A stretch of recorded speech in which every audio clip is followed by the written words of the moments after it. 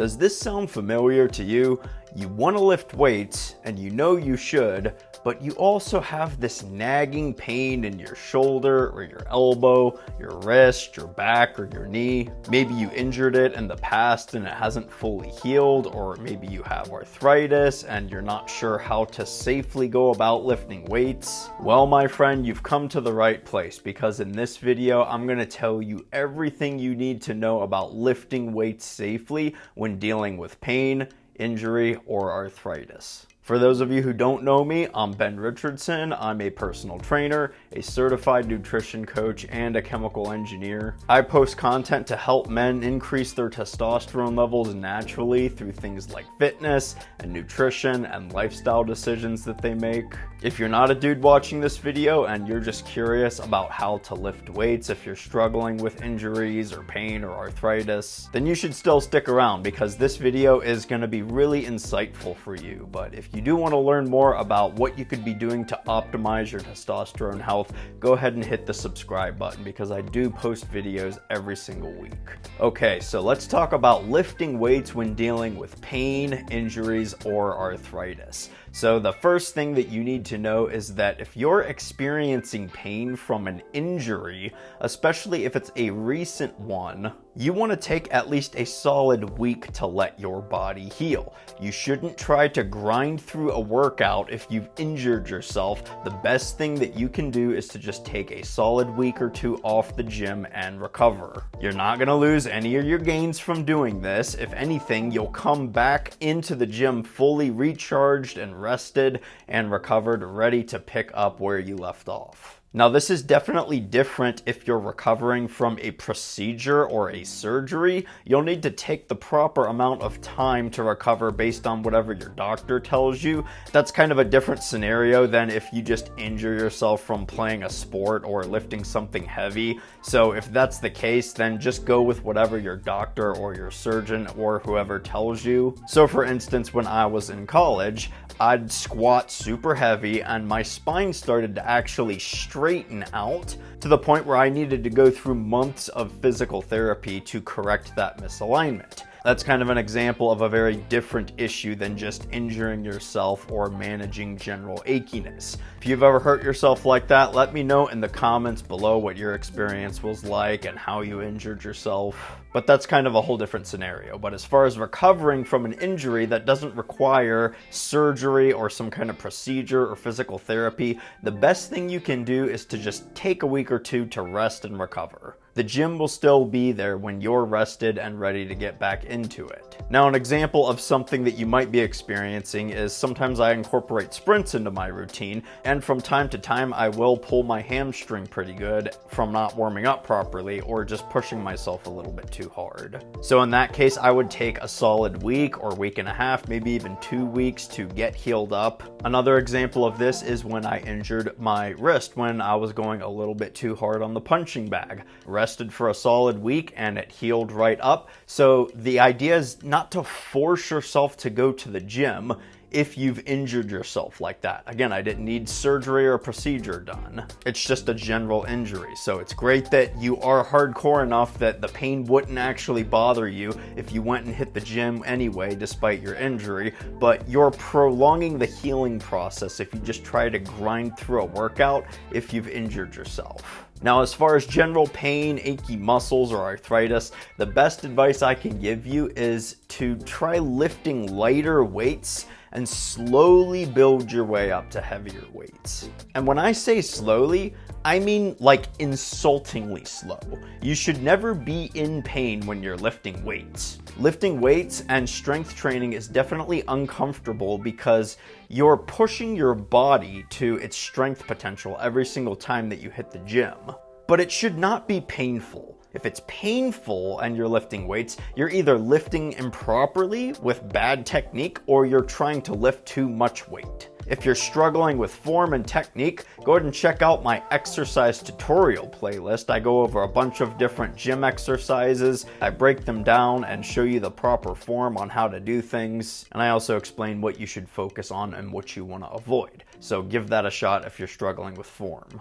Let's take a look at an example. Let's say you're getting some nagging pain from lifting I don't know, 135 pounds on flat bench press for 8 reps. Your progression on this should be to add only 5 pounds the next week and do 8 reps again.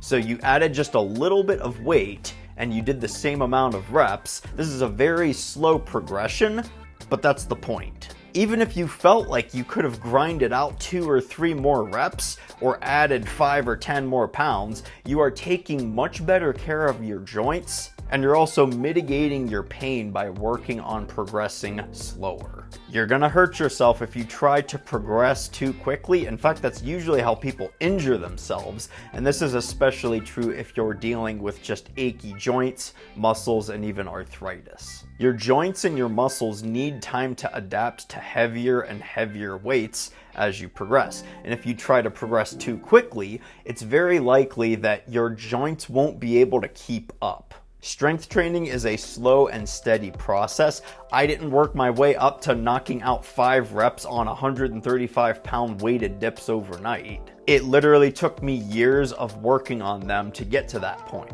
So take the time to slow down the progression process if you're experiencing nagging pain in your muscles or in your joints. Another thing is range of motion. Range of motion is also a very important aspect of lifting weights if you're struggling with achy muscles, joints, or arthritis. So again, if you're doing bench press, get that barbell to actually make contact with your chest as you do each rep. Get a full range of motion.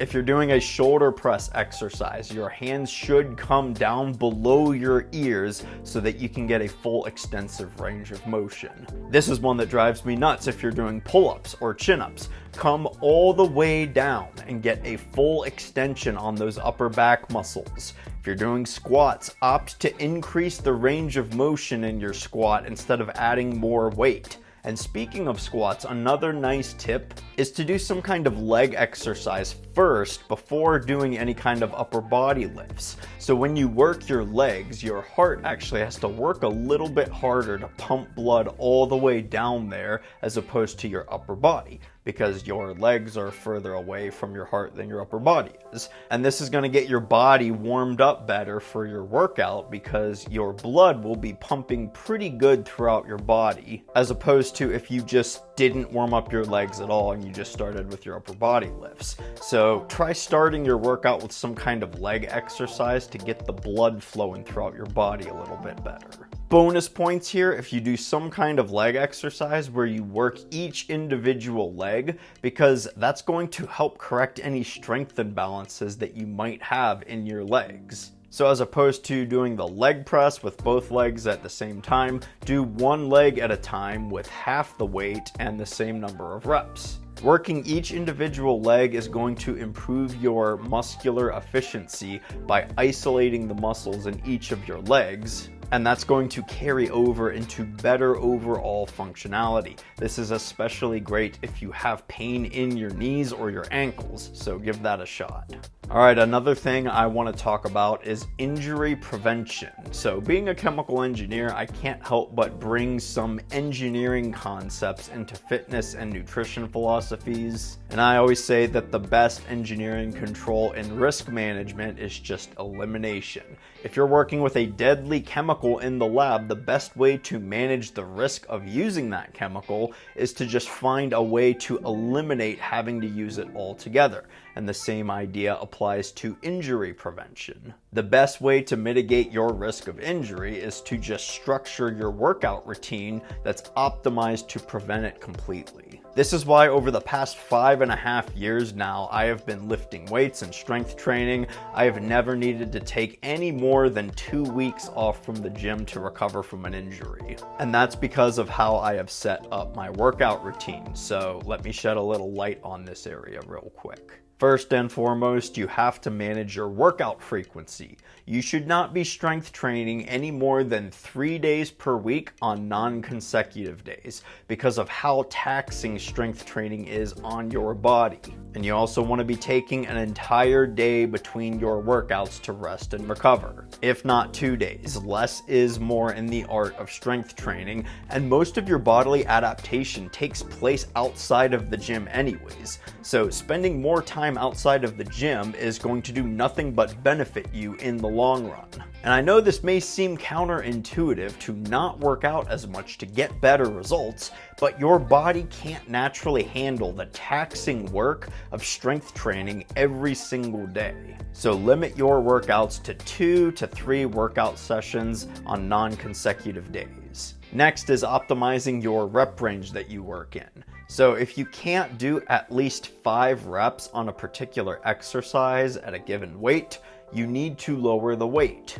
Working in the 5 to 10 rep range is sufficient to build strength and muscle while minimizing your risk of injury. So doing 1 rep max sets, that's just a fantastic way to injure yourself. So just don't do them ever. I know every power lifter is going to cringe at the thought of this, but it's usually the power lifters who end up injuring themselves to the point where they need like freaking reconstruction surgeries. That's because they don't work in a proper rep range. And that's right, I did just use the term proper as opposed to improper, implying that there is a correct and an incorrect rep range to work in. And I still stand by this. Always work somewhere in the 5 to 10 rep range and you'll reduce a lot of risk in injuring yourself. Another thing you can do is to rest longer between your sets. I would even encourage you to set a timer because you'd be surprised how much more your body will recover between your sets from resting 3 minutes as opposed to just 2 minutes. It actually does make a pretty significant difference. So don't be afraid to get a little anal about things and set a timer for how long you rest between your sets. For strength training, the longer you rest between your sets, the better. And notice my emphasis on for strength training. If you're just doing isolation exercises, then you can get away with not resting as long because the idea is to isolate the muscle group and to work it with higher reps and pump the muscle up. And I mean, that is a very oversimplified way of explaining what's going on. If you want to learn more about hypertrophy and strength training, then this video up here is going to be a good one for you to check out after you're done watching this one. Anyways, last thing I want to talk about is that lifting weights is going to help you lose weight more easily, and losing weight is definitely going to do wonders for any pain that you are having in your joints, your muscles, or especially arthritis. A crucial component to weight loss is nailing your nutrition and your diet too, but I'm not going to dive too deep into that in this video. If you want to learn more about that, you can check out this video after you're done watching this one. In that video, I go over a lot of great nutrition strategies that you can use to quickly and easily lose weight without making any kind of drastic changes to your eating patterns. So I hope to see you over there in that one. But anyways, those are all my tips on lifting weights while dealing with any kind of nagging pain, achy joints, and even arthritis. The last thing I'll say about this is that you shouldn't use those as excuses to not lift weights. Lifting weights is very healthy for your joints, and continuing to strengthen those joints and your muscles, that is going to help alleviate that pain. And it may sound counterintuitive, but a lot of pain and tension can build up within your body if your muscles and your joints are not strong. That is why I tell every single person that I work with that a strong body is a healthy body. That's kind of my mantra. There isn't a single person who is an exception to this. It doesn't matter how old you are. It doesn't matter if your metabolism is slow. It doesn't matter if you're a guy or a girl. And it doesn't matter if you have arthritis. Having strong muscles and strong joints is going to make your body healthy and pain-free. Or at the very least to a much greater degree than if you didn't strength train at all. But that is all for this video. If you liked it, go ahead and give it a thumbs up. And again, if you're new here and you've made it to the end of the video, I'd love it if you subscribe to my channel as well. I post all about fitness and nutrition and lifestyle decisions that you can make to naturally increase your testosterone levels. The average testosterone levels in men have been steadily decreasing over the past several decades, and it is becoming a huge issue in our society. So if you want to join my community of guys who want to take action against this downward spiral, hit that subscribe button and turn the notification bells on too, so that you don't miss out on any of my latest videos. If you made it to the end, I do appreciate your support, and I hope you got a ton out of this video too. Good luck in all your strength training efforts. Thanks again for watching, everyone. Take care, and I'll see you in the next video.